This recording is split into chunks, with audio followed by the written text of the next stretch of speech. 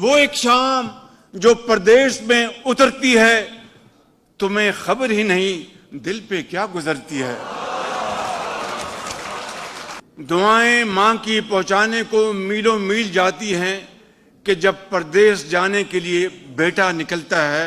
कई अंधेरों के मिलने से रात बनती है और उसके बाद चिरागों की बात बनती है। दियारे गैर में अपने दियार की बातें हो जैसे ऐदे खजा में बहार की बातें। काफले यादों के यूं दिल में मेरे दर आए जैसे परदेश में बरसों में कोई घर आए।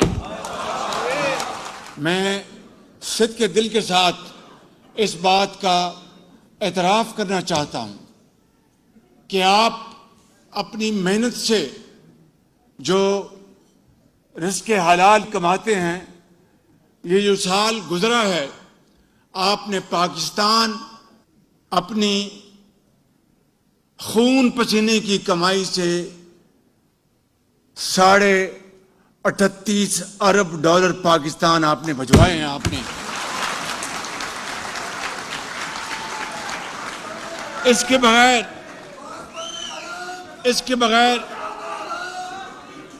इसके बगैर पाकिस्तान की मईशत आगे नहीं बढ़ सकती। तो मैं फिर क्यों ना आगे बढ़ के आपको सलाम पेश करूं, सल्यूट करूं आपको।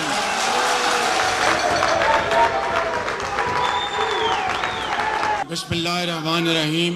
इंतहाई काबिल एहतराम अजीम ओवरसीज पाकिस्तानियों, मेरे बुजुर्गों, भाइयों, नौजवान साथियों और पाकिस्तान के अजीम सपूतों, इंतहाई काबिल एहतराम पाकिस्तान के डिप्टी प्राइम मिनिस्टर, वज़ीर कराम, चेयरमैन OPF कमर रज़ा साहब और very honorable British parliamentarians, members of House of Lords, ख़वातीन वज़रात, अस्सलामु अलैकुम।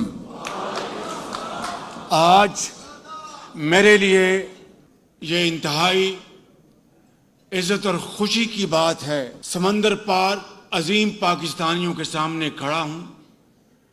आप वो अजीम पाकिस्तान के एम्बेसडर्स हैं जो दिन रात मेहनत करते हैं, चाहे यूरोप में, बरतानिया में, शुमाली अमेरिका में और मशरक़ वस्ता में, फार ईस्ट में। और दिन में आप दियार गैर में इंतहाई मेहनत से आप रिज़्क़ हलाल कमाते हैं। मैं सिद्ध के दिल के साथ इस बात का एतराफ़ करना चाहता हूं कि आप अपनी मेहनत से जो रिज़्क़ हलाल कमाते हैं, ये जो साल गुजरा है आपने पाकिस्तान अपनी खून पसीने की कमाई से 38.5 अरब डॉलर पाकिस्तान आपने भिजवाए हैं। आपने इसके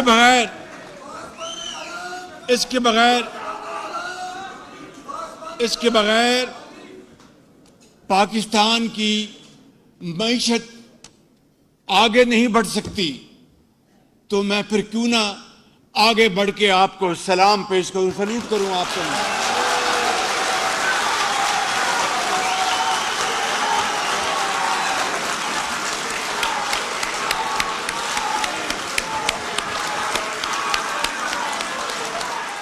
अगर मैं ये कहूं कि आपको सोने और जवाहरात में भी तोला जाए तो वो आपकी कोई कीमत नहीं है, बिल्कुल।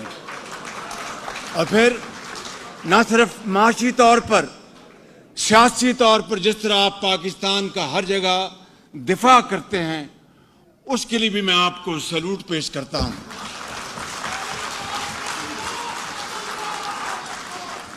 आप में से बेशुमार यहां पर नौजवान, बुजुर्ग भाई, उनको मैं ज़ाती तौर पर जानता हूं, और आपकी जो कैफियत है कि दियारे गैर में आप जिस तरीके से शबाना रोज़ मेहनत करते हैं, कोई डॉक्टर है, कोई इंजीनियर है, कोई बहुत बड़ा उनका स्टोर हाउस है, मेहनत कश है, मैं समझता हूं कि ये वो पाकिस्तान की अजीम सिफात हैं जो आपने पूरी दुनिया में आपने मुतारफ करवाई हैं बतौर मेहनती, ईमानदारी के और अजमत के लिहाज से अजीम पाकिस्तानियों के। तो मैं चाहता था कि मैं अपनी बात आगे बढ़ाने से पहले इशार आपके खिदमत में पेश करना चाहता हूं। वो एक शाम जो परदेश में उतरती है, तुम्हें खबर ही नहीं दिल पे क्या गुजरती है। दुआएं मां की पहुंचाने को मीलों मील जाती हैं कि जब परदेश जाने के लिए बेटा निकलता है, कई अंधेरों के मिलने से रात बनती है और उसके बाद चिरागों की बात बनती है। दियारे गैर में अपने दियार की बातें हो जैसे ऐदे खजा में बहार की बातें। काफिले यादों के यूं दिल में मेरे दर आए जैसे परदेश में बरसों में कोई घर आए। मेरे बुजुर्गों, भाइयों और बहनों, मैं आज सबसे पहले आपको 10 मई 2025 की अजीम फतेह और जीत की मुबारकबाद देना चाहता हूं। ये वो फतेह है जिसने दुश्मन को वो सबक सिखाया कि वो जिंदगी भर याद रखेगा। जब हम पर बेजा इल्जाम लगाया गया तो मैंने काकूल में ये बयान दिया और ये कहा कि पाकिस्तान का इस वाकया से कोई दूर दूर तक ताल्लुक नहीं, और उसके लिए मैंने ऐलान किया कि एक आलमी कमेटी बनाई जाए, international committee, to investigate this Pahalgam incident in a very fair, credible and transparent manner, ताकि दूध का दूध और पानी का पानी हो जाए और पता चल जाए कि ये पाकिस्तान के खिलाफ झूठे इल्जामात लगाए जा रहे हैं। हमारे हमसाया मुल्क ने उसका कोई जवाब नहीं दिया। कई बार मैंने पेशकश की, लेकिन उसके जवाब में 6 मई को दुश्मन ने पाकिस्तान के खिलाफ हमला किया और बेगुनाह पाकिस्तानी शहीद हो गए और मसाजिद को शहीद किया गया और दूसरे मकामात को जो कि सिविलियन एसेट थे उनके ऊपर हमले किए गए। मैं समझता हूं मेरे बुजुर्गों, भाइयों और बहनों और नौजवान साथियों, पाकिस्तान को अपने दफा में कार्रवाई करनी पड़ी और एक झटके में दुश्मन के 6 जहाज जमीन बोस हो गए।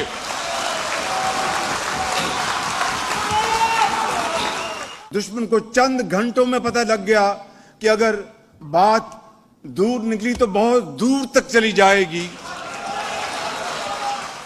सुबह 2:30 बजे chief army staff general Syed Asim Munir, उनका मुझे फोन आता है। अभी मैं आपको तारीख की बात बता रहा हूं। कहते हैं कि वजीर आजम, मैं आपको ये खबर देना चाहता हूं कि हिंदुस्तान ने हम पर दोबारा हमला कर दिया है।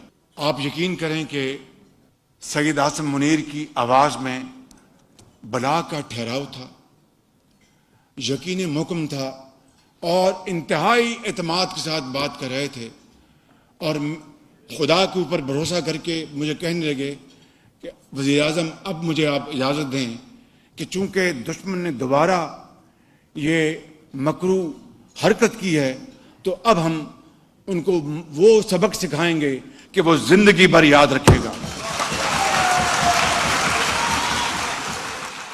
जो बात मैं आपसे करना चाहता हूं कि मैं अभी बाज अरब ममालिक जो हमारे दोस्त ममालिक वहाँ से होके आए हैं, वहाँ पर एक सरबराह ने मुझसे पूछा कि वज़ीर आज़म, मैं आपसे पूछना चाहता हूँ कि वो कौन सी 2 बातें हैं जो कि इस आपकी अजीम फतह की वजह बनी। मैंने कहा, नंबर 1, अफवाज पाकिस्तान की दलेरी, शुजात, प्रोफेशनल एक्यूमेन और अल्लाह ताला पर भरोसा और most modern techniques and highest level of training. और नंबर 2, मैंने ये कहा कि total unity of thought and action between political and military leadership. और तीसरी बात मैंने कही कि जब फैसला हुआ तो मिलिट्री लीडरशिप ने फिर मुड़ के नहीं देखा। Unwavering commitment.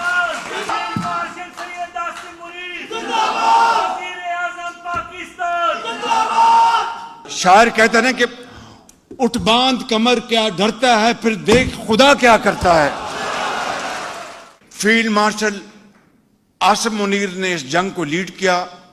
उनकी बड़ी फौज के जवानों और अफसरों ने अपनी आला तरीन कारकर्दगी दिखाई और हमारे शाहीनों ने और एयर चीफ जहीर बाबर ने, उन्होंने बेहतरीन, हमारे शाहीनों ने झपट कर काबू किया और पाकिस्तान को अल्लाह ताला के फज़ल करम से वो सरफराजी अल्लाह ताला ने अता फरमाई जिसकी तारीख़ हाज़िर में कोई मिसाल नहीं मिलती। और तीसरी बात, पूरी कौम में यकजहती, कराची से लेकर पेशावर तक 24 करोड़ लोग, बुजुर्ग, माएँ, बहनें, नौजवान सजदा रेज़ थे। अल्लाह ताला ने अजीम पाकिस्तानियों आपको वो फतह दी है कि आज मगरब से लेकर मशरक़ तक लोग पाकिस्तान के जब सब्ज़ पासपोर्ट को देखते हैं तो आगे बढ़ के कहते हैं कि हम सलाम करते हैं पाकिस्तान को।